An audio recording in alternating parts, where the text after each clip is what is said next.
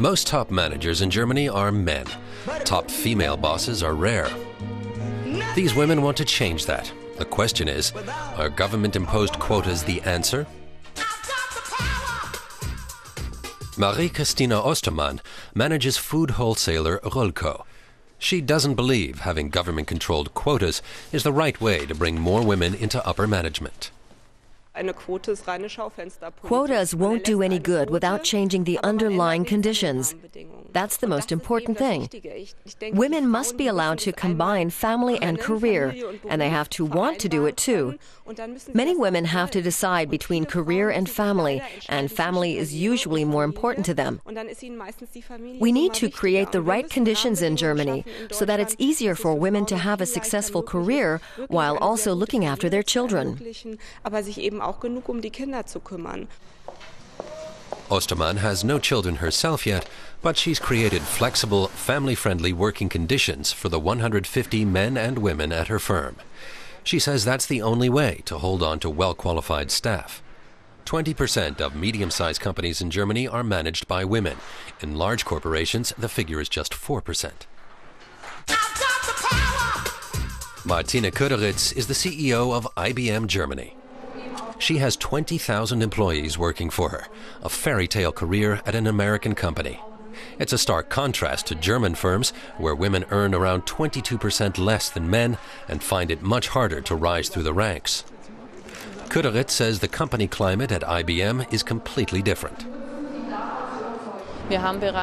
Equal pay for men and women was introduced in 1934, and in 1943 we appointed our first female vice president.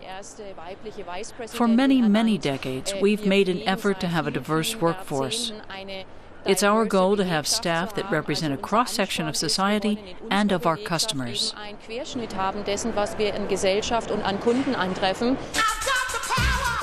Ursula von der Leyen is the first female labor minister in Germany.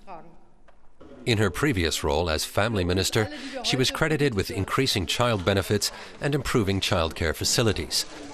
Von der Leyen has personal experience as a parent. She has 7 children. She's broken party lines by calling for quotas. She wants 30% of top management positions occupied by women by 2018.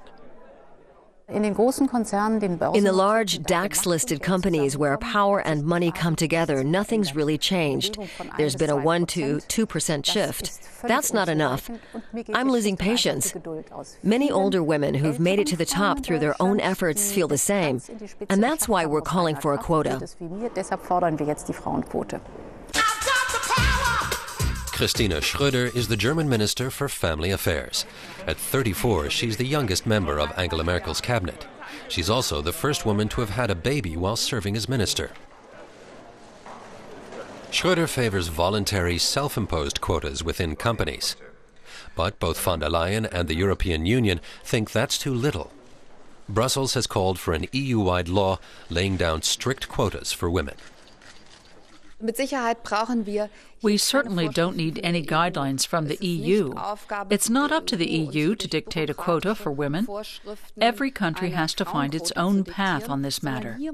I'm firmly convinced that the way forward lies in pressure and movement from below, rather than bringing in rigid quotas sometime in the distant future. Vera Meyer-Schneevogt manages Siemens Enterprise Communications and is on the board.